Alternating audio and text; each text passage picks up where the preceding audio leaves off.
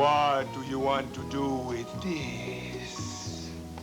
Oh, well, if you wouldn't mind, sir, would you put it over there in a box by the window? You know, Jimmy, this is really awful. Tell me about it. All the work we put into this place, now it all has to come down. Ah, cut it out. It's not going to get any better by complaining. What do you want to do with your spotlights? Put them in that carton over there. You're not going to keep them? No. Who wants equipment from a defunct drama studio? Well, what are you going to do with them? Turn them into cash, hopefully. I could use some of that right now. What happened to your immediate source of cash? Oh, you mean Buffy? Yeah. No, things are kind of sour over there. She only gives me bus fare now. Oh, yeah? Yeah. You know, I don't believe it. You know, I kind of thought that maybe Raven would change her mind and give us back the theater.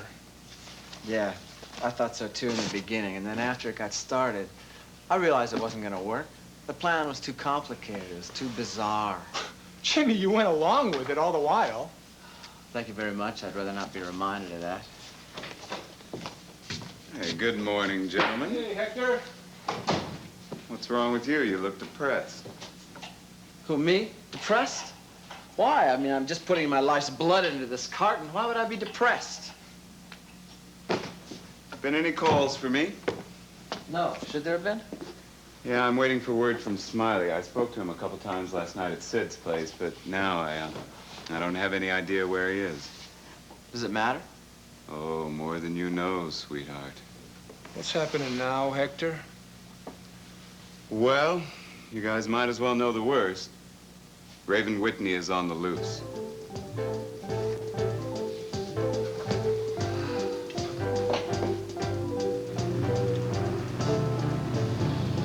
I can't believe that little old lady was looking through my luggage. Well, it just proves you can't trust anyone these days.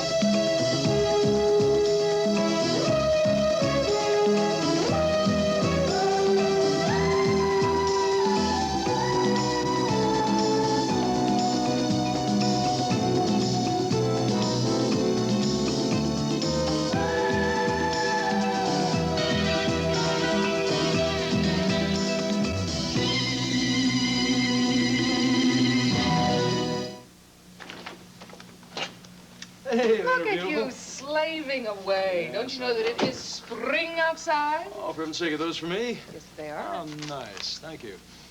Oh, it's about that time? Yes, it is, and I'm starving. I want to go to a lavish restaurant with a lavish menu where I Really? can order lavishly. Well, I know just the place. The lavish room of the Hotel Lavish. That sounds perfect. Yeah, unfortunately, they're out of business. I'll settle for a tuna fish sandwich. No, we can do better than that. Sit down here and I'll finish up with these files. Yes, sir. I'll try and be patient. Tell me about your morning. Oh, lots of exciting things. Well, start with the most exciting. We'll go on from there. Well, Jody called. She went to see Dwight Endicott at his gallery. Oh, right. What did she have to say about that? He gave her a check for $10,000. Yeah. Oh. I'm sorry. I thought I heard you say Dwight Endicott gave Jody a check for $10,000. That's what I did say. It was the money that she would have gotten if that man who had been so much in love with her painting had gone through with the offer and if the painting hadn't been stolen. That is a lot of money. It certainly is. Why? I suppose I shouldn't be surprised. I mean, the painting was in their custody. They must feel guilty about its loss, even though it wasn't their fault. Yeah, I'm sure they do feel guilty. It's awfully strange, isn't it? I mean, they didn't even wait for an insurance settlement. That's a little bit generous. I don't even think there was any insurance. Plus the fact that Dwight Endicott said that he didn't think the value of the painting was nearly that high. But since there had been a private offer for it at that price, well... Oh, Miles, I just remembered Jinx came by here this morning, didn't she? Yeah, she was here. And? Well, she finally consented to have an examination, even though she didn't want to go through with it. Well, of course she didn't, having just returned from her honeymoon. Yes, and she thought maybe some miracle cure had taken place while they were away. She's clutching at anything now. Oh, well, of course she is. You can't blame her. I can tell from your face that no miracle took place. Well, I don't know for certain. We don't have the results of the lab test yet. But I know they're not going to be good. I'm glad we don't have the results yet, because it puts off the moment when I have to tell her. Is it really that bad? No question in my mind. She's deteriorating even faster than I thought she would. The only thing we can do now is wait. Do you have any idea when, how soon it will be? Very soon, I'm afraid. For the life of me, I still can't understand how Tyler could get himself into this kind of a mess. Derek, take it easy. He's just a victim, that's all. Take it easy. The point is, Mike, this victimizes my entire department. This underlines that familiar old charge of police brutality. Now, there are some things the commissioner will look away on, but this is not one of them. This has hit a sore nerve. Yes, I can imagine he's plenty hot. Hot. He's boiling. And you and I know Tyler's a good cop. He's even bright, but holy cow, is he gullible. He trusts people too much. Maybe he trusts the wrong people. Derek, I'm sure this hearing will clear the air. Incidentally, I spoke to the mayor this morning, and after some friendly, encouraging talk, I managed to have him agree to appoint me a kind of amicus curiae at the court. Don't give me that Latin so early in the day, Mike. It means friend of the court. Actually, all it really means is I get to sit in. Isn't that unusual for the district attorney? Who's going to object? The mayor would just like to have a watchdog at the hearing, that's all. Well, I sure couldn't think of anybody I'd rather have there, especially with Valducci running things. Excuse me. Yes, Helen? You're kidding. Hold on a second. The one man in the world who wouldn't want you at that hearing is now outside that door wanting to see me, Eddie Lorimer. I don't want that slime here in my office. Derek, I think you should see him. Personally, I'd like to hear what he has to say. I guess I can't avoid it. Send him in. You believe the nerve of that guy coming here like this? Chief Mallory. Look, I want to say right from the beginning, I'm not the kind of guy who likes to mince words, beat around the mulberry branches. You know what I'm talking about? Listen, before you start making any speeches, why don't you meet the district attorney here, Michael Carr? Oh, yeah, Mike Carr, sure. I see your picture a lot in the paper. You know, I met your wife. We had a very nice little meeting. Did you read the article in the paper? Yes, I did. It wasn't too accurate. But then again, like I say, she's a very, very nice lady. Look, you want to get to the point, Lorimer? Yeah, gladly. And by the way, I'm very happy you're here because I want you to hear everything I got to say to these people. You see, number one now, I know what they're going to try to prove, you see, with their guy Damien in the trial there. You're going to try to prove that I set him up with my employee, the guy Sammy, right? That we set him up and I'm trying to get even for all the kind of stuff he did to me during that undercover operation. Isn't that just what you did? Well, let me tell you something. You try to prove that, I'm going to sue your socks off. What do you think of that?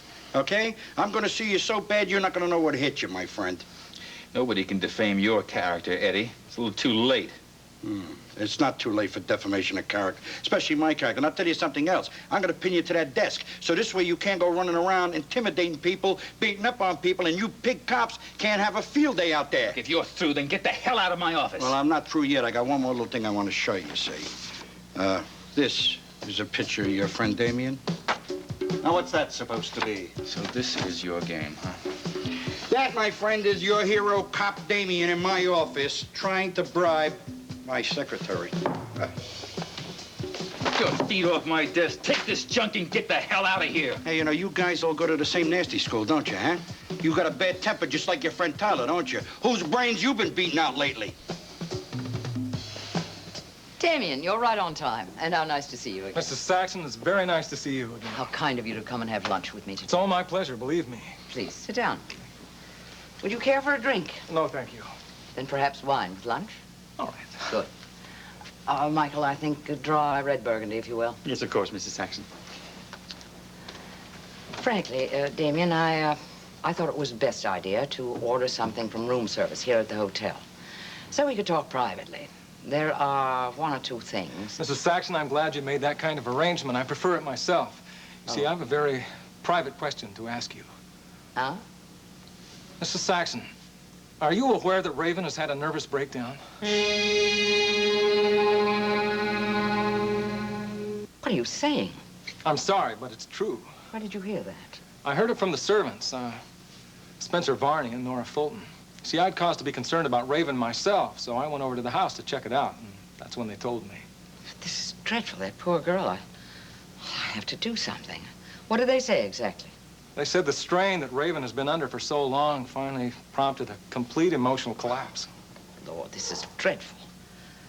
I suppose I have to admit I'm not totally surprised. Although I certainly never thought Raven was the type to collapse like this.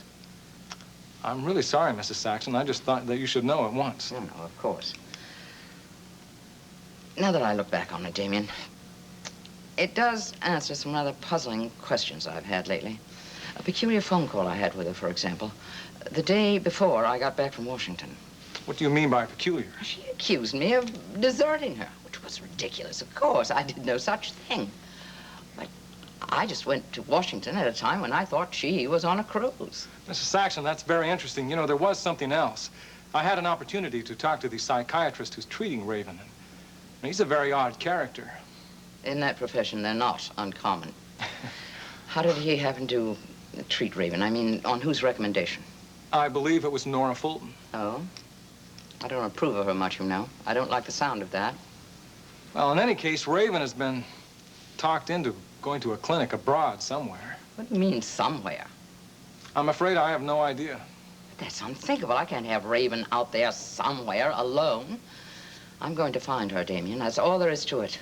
If she's not herself, then she needs help. I'm going to the house today and find out what I can from the servants.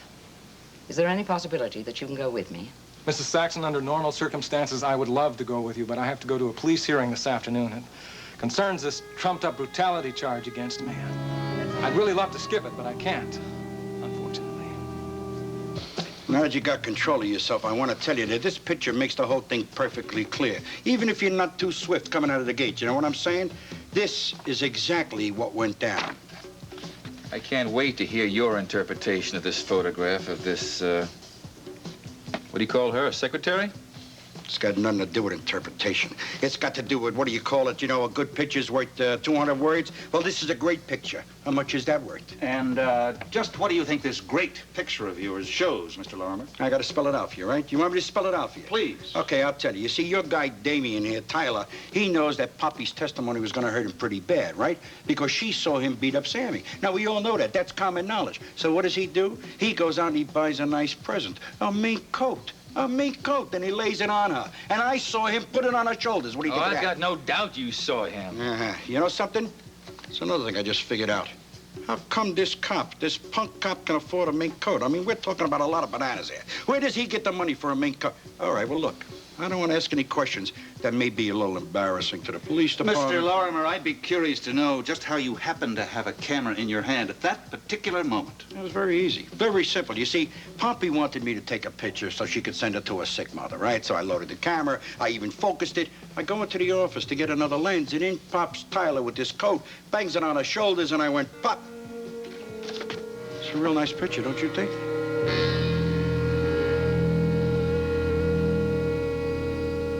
Slipped through Smiley's grip, did she? Well, good for her. Yeah, well, you'll be laughing out the other side of your mouth, Jim boy, if somebody else finds her first. Yeah, well, tell me the gory details. How did little Raven slip away from Wiley's Smiley? Cute. Well, everything was set up for Raven to jump bail and skip the country. Yeah, I get it. So then when she jumps bail, then you don't have to give the money back. My, you're quick, Johnny. That's very convenient, too, because you don't have any money to give back. Oh, that 100,000 was nothing but a drop in the bucket. Raven has some more money with her right now. A lot more. How much more? Well, let's just say enough to pay her passage abroad and a little bit left over. Oh, you guys are gonna con her out of that, too, huh? Well, the way Smiley had it planned, we would have had that money with no problem at all. An officer of the law was gonna confiscate it, and there was nothing she could do about it. And Smiley was gonna play the officer of the law, right? Yeah, it's a country sheriff thing he does. Sheriff Floyd C. Beauregard. Well, there's just no end to that guy's talent, is there? Yeah, but there was one little hitch. Raven didn't play her part as expected, though. She threw a bunch of powder in Sheriff Beauregard's face, and he took off. I would have loved to have seen that. Oh, where's Smiley now? Well, he spotted her in a town called Renford Corners. I guess that's where he is. What's he doing there? He's following her, isn't he?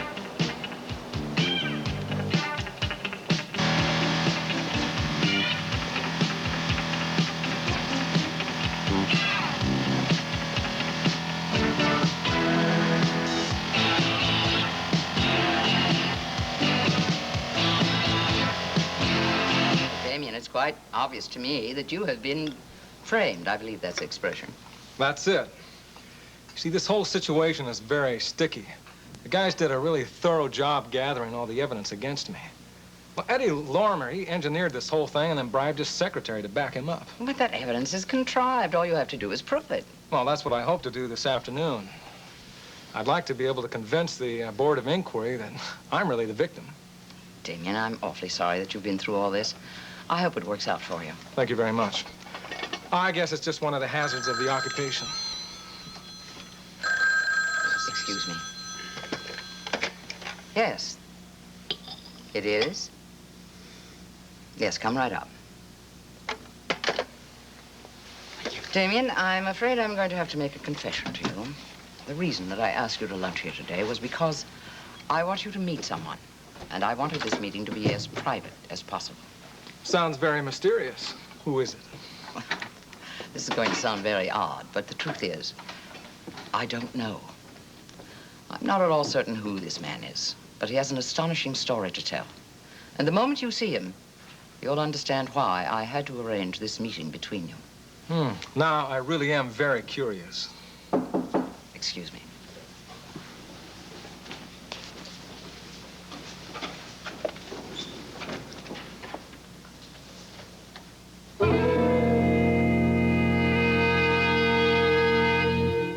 By the hour. I feel like I'm getting caught in quicksand and I can't climb out. I know, Jim. I feel the same way. You know, when this whole practical joke started off, I thought it might change Raven's mind and we would get the theater back. I thought it was going to be a joke, something we could look back on in our old age and laugh at. Yeah. Suddenly, it's not so funny anymore. No, it's not so funny anymore at all. In fact, it's getting dangerous. Dangerous in more ways than one. You know, it scares the hell out of me. You know what scares me? What? Smiley. Because he's so bright, and he's a little crazy, and he's real unstable. But the worst thing he's done is implicate us in all these scams. The worst thing we've done is to let him implicate us. Yeah, but who knew it was going to go this far? We should have. We let him in, we followed him. It's like this old cowboy told me once. You're always responsible. Yeah. Well, is there anything we can do about it right this minute? No. Well, then let's keep busy. What, should I pack up the rest of this equipment? No, I'm too preoccupied with this slimy mess. Did you hear what Hector said? Yes, and I don't want to think about it. No, I don't want to think about it either, but do you know what it means? Yes.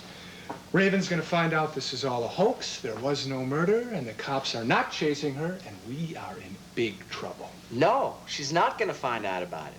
She's traveling in all the long-distance little byways and highways, and she's staying in little hotels, and she's scared. She's really scared. She's not going to talk to anybody about her situation. And Smiley is after her. I don't get it. Very simple.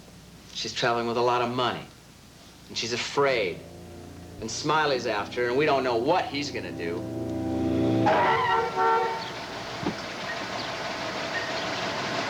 You stupid idiot! What are you trying to do? I almost ran over you. Are you trying to commit suicide or something? Say what? Hey, Mama. How can you talk that way to a dude whose life almost just got wasted? Well, listen, you're just real lucky that this car has good brakes, or you would have been dead right now. That'd be real bad news, because I'd hate to leave this world without first getting the chance to know you. What do you say, Mama? You and me. We gots to get acquainted. Talk.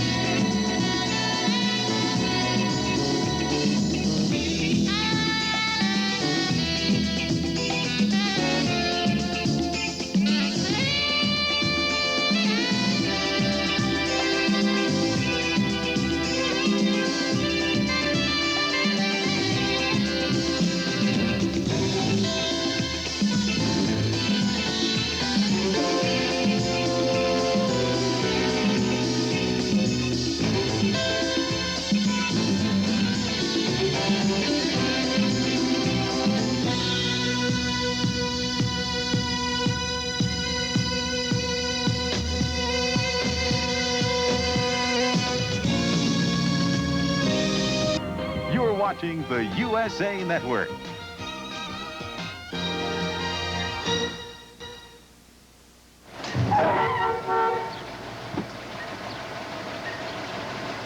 You stupid idiot! What are you trying to do? I almost ran over you. Are you trying to commit suicide or something? Say what? Hey, Mama.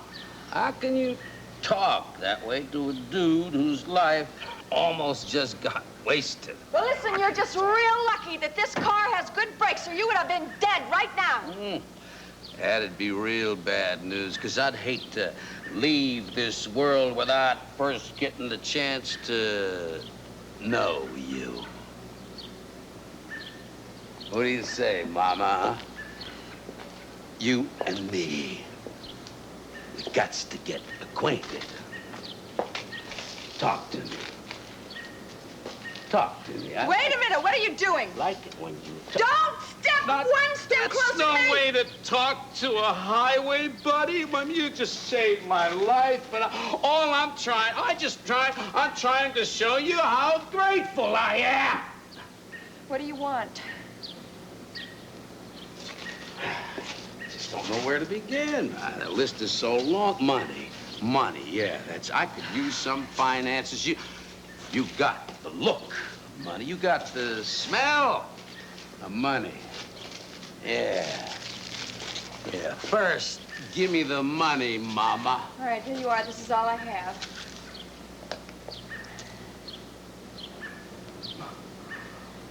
Well, that's not enough. It's all I have. Darn, something tells me you're not being honest with me. Something tells me maybe you got some more stashed in that luggage there. Something tells me. And when something tells me, it usually is so. Why don't I just take a look for myself? There's nothing in the car. Get out of there, you stupid pig. Sure There's nothing in my luggage, you dirty. Tongue, don't you, huh? Of all the women I've ever known, you've already got the biggest mouth. Ah, that's it. All right, you can have it.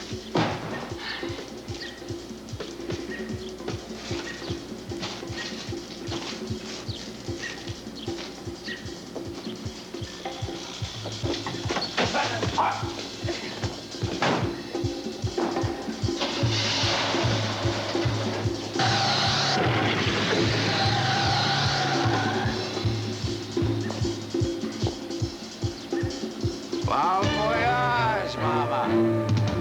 I got what I want.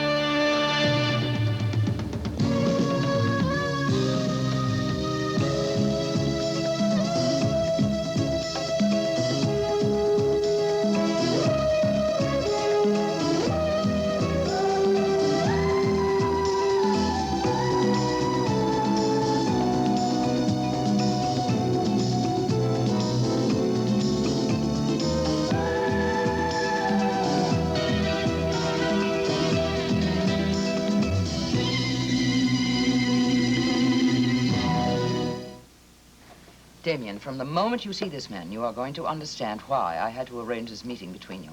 Mrs. Saxon, now, I really am very curious. Excuse me.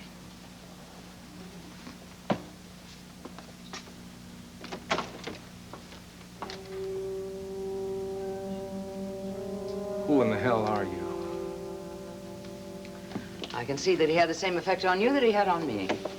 It's going to take you a minute to get over the shock, so let's get rid of the amenities first. This is Detective Damien Tyler of the Monticello Police Force. And this is... How do you do? You must be Schuyler Whitney's twin brother. No. I am Schuyler Whitney. Schuyler Whitney is dead. I have no brother. Certainly no twin. I believe my aunt can vouch for that. She knew my parents. Gordon Whitney was my father's brother. We lived here in Monticello. If you have no twin brother, then how do you account for Well, this? I don't. Not yet, anyway. I admit that the idea of having had a twin brother occurred to me that my parents hadn't told me about, but I came to realize that was sheer fantasy. I have no living blood relatives. I'm afraid I don't understand this. Neither do I. The whole thing is absolutely incomprehensible. I think we'd better sit down. I'm afraid the only explanation I can offer you, Detective, is the same one that I gave Aunt Geraldine here. You refer to Mrs. Saxon as your aunt? Well, that's right, I do. You see, she is my aunt. By marriage, although she doesn't believe that. No, I don't. I can't accept it, Damien. I knew the other man as my nephew for a long time. I lived with him in the Whitney house, day by day, for months. Talked to him about the family history. Saw him function in the family business. Regarded him as my nephew. And that's all there was to it.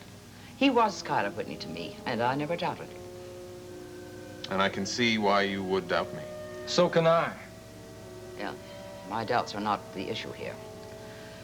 Even though I can't accept this story, Damien, I wanted you to hear it for a particular reason. I think you'll find it interesting, if nothing else.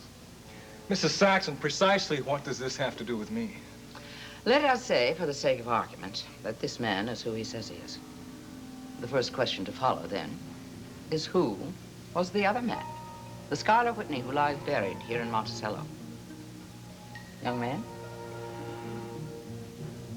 See, I believe that that man was an imposter, someone who took my place in this world. Oh, really?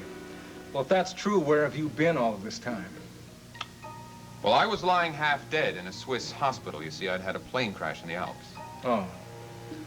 Well, what's your theory about this imposter's identity? I believe that he was a man that you knew. I believe that he was Jeff Brown. What? See, I met Jeff Brown when I was in St. Moritz on vacation. He was, well, I guess you'd call him a ski bum there. Well, I met him, we became friends, spent a lot of time together, traveled together, dated women together. There are two things I remember about him. He was always amusing and he was always broke. We rode together in my plane when we crashed into the Alps. And this is when each of you somehow became convinced that the other had been killed. Yes.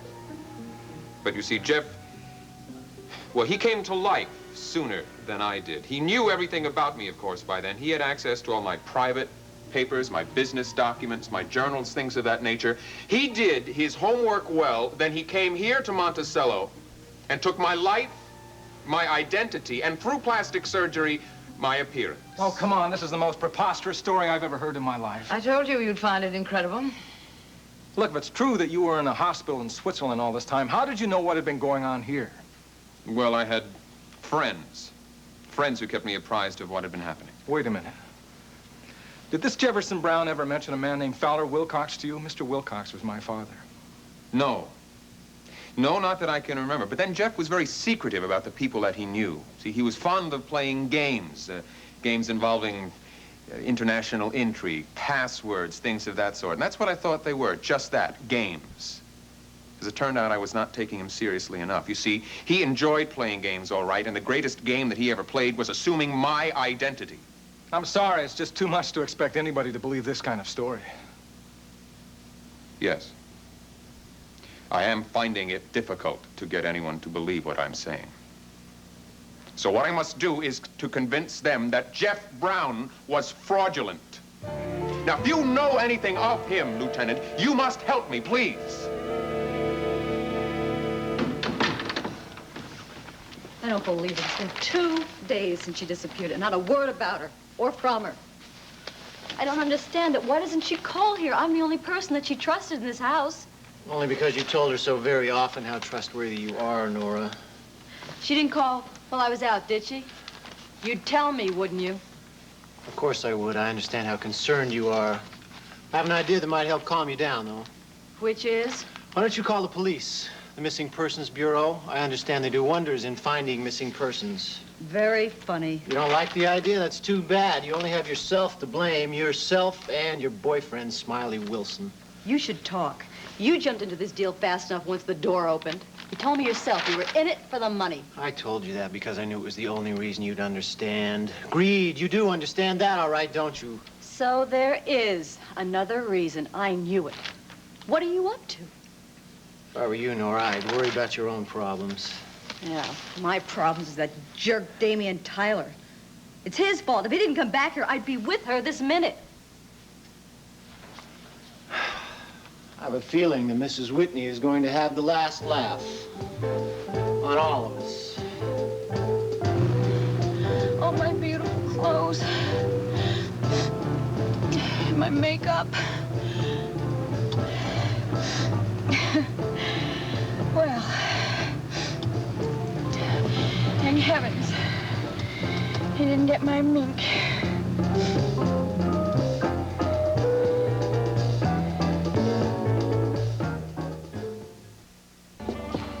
Hey, you're gonna put that out of commission and then there go all my profits. Sorry, Sid. You wanna see the menu? You already asked me that. So I'm asking you for a third time. You want the menu? No. No thanks, really. I'm not hungry. That's unusual. Not even coffee? Oh, no. No more coffee. I've had too much already. It keeps me awake. Hector, what do you come in here for? Hey, just hanging out, Sid. Great place you got here. You know, I hate to say this, but I get the idea that you are just using my place for a telephone booth. You jump every time the phone rings, and each time it's a different caller. You got some big mystery story, right? No, no mystery. Just know a lot of people, that's all. Oh, you sure are popular. No menu, then. Sid, you don't really want me to order any food, do you? It'll just mean that I owe you more money than I do already. You broke, huh? What happened? You guys give up the idea of striking it rich? Oh, no. Not me, anyway. Excuse me.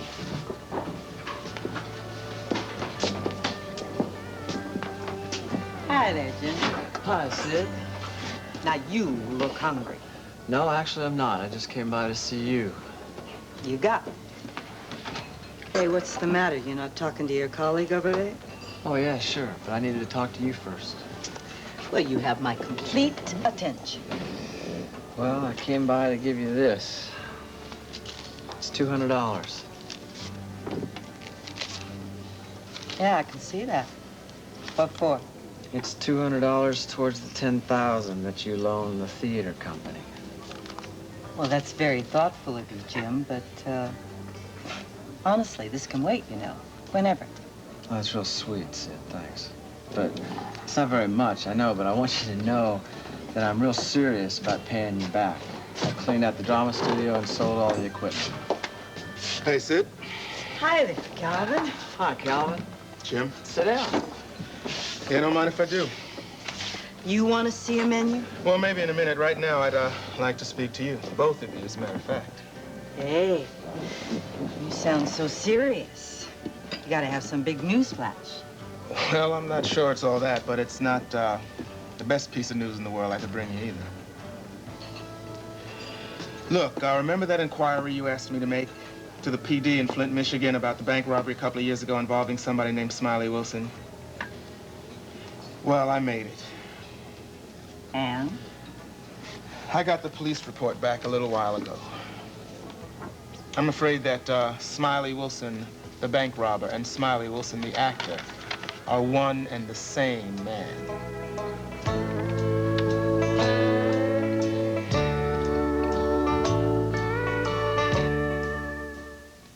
This comes as an awful blow to me, Calvin. I just can't believe that this is my... I mean, the Smiley Wilson we know. Are you sure this report's right? Look, there's no chance of any error. That is an official Flint PD report. It says he dressed up like a little old lady and passed one of those I got a gun notes to the bank teller. Yeah, well, he's real good at disguises. Yeah, well, it was good enough to work the first time. I'm afraid the second time, however, the little old lady got busted. Got sentenced to 5 years, of which he served 3. I just can't believe that this is Smiley Wilson. I mean, he seems like such a nice guy. They always do, Sid. They always do. No. I mean a really nice guy. Oh, yeah, he's a little crazy sometimes, but he could sure make you laugh. And anybody with a sense of humor like his can't be all bad. Honestly. I mean, I got to know him pretty well, you know, and there really is a good streak in him, too. Maybe the report is wrong, Calvin. Maybe you could check it out again, huh? Sid, come on. Sid, I already checked it out twice. I'm sorry, there's just no doubt about it. We all made a big mistake about Mr. Smiley Wilson. You sure as hell did. Sid, would you excuse me, please? Yeah.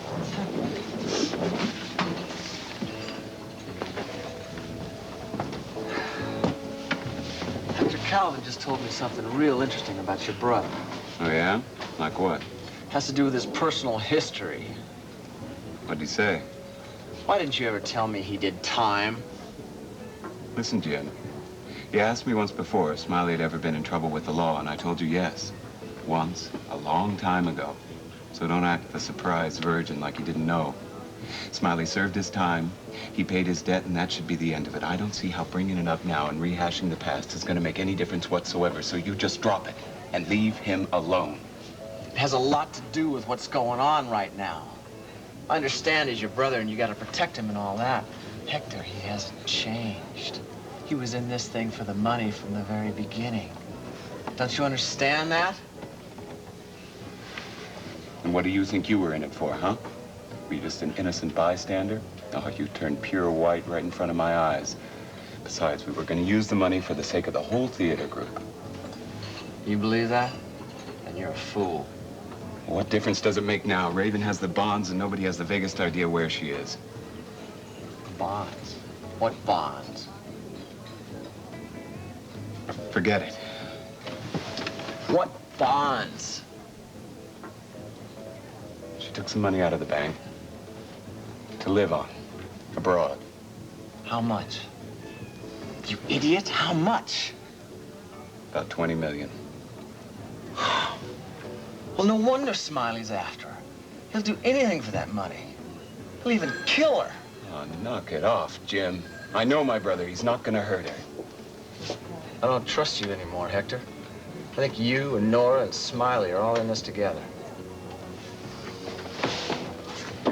Hector, telephone. It's for you.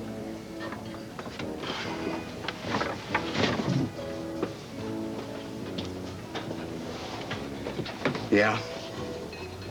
Wait a minute. Will you, Smiley? Calm down. I can't understand what you're saying. I'm saying she's a witch, Hector. She's a witch. She's got to be a witch of some kind. I can't believe it. She got away again. What happened? What's wrong? I checked all of her luggage, and the bonds aren't there. Well, she's gone, and she's got the money with her. It's a real nice room. You should be comfortable here. There's just one thing. Yes. Guests without luggage got to pay in advance. Okay. There, that should do it.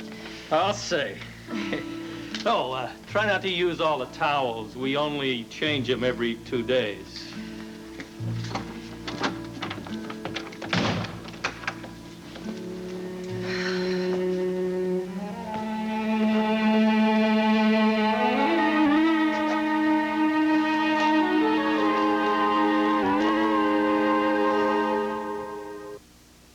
Detective. Jefferson Brown worked for my father for a couple of years. He was a clerk in the State Department. Did you ever meet him? Oh, I met him once, very briefly, but I'll never forget him or what he did to my father. See, my father had been a trusted servant of the State Department for many years. He was honest and professional. And then he was accused of stealing a very vital document or having lost it, which was just as damaging. The State Department began an investigation which seemed to implicate my father in some kind of fraudulent scheme. My father became so depressed over this incident and the fact that my mother had died just previous to this that he chose to take his own life. Jefferson Brown very quietly disappeared. And you think Jeff Brown stole these documents? I know he stole those documents. I just haven't been able to prove it.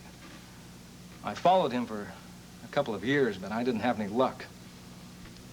I became convinced that Jefferson Brown was dead. He is. But he is not buried under his own name. I swear it. Good Lord. I don't know what's happening to me. But I think I'm beginning to believe you.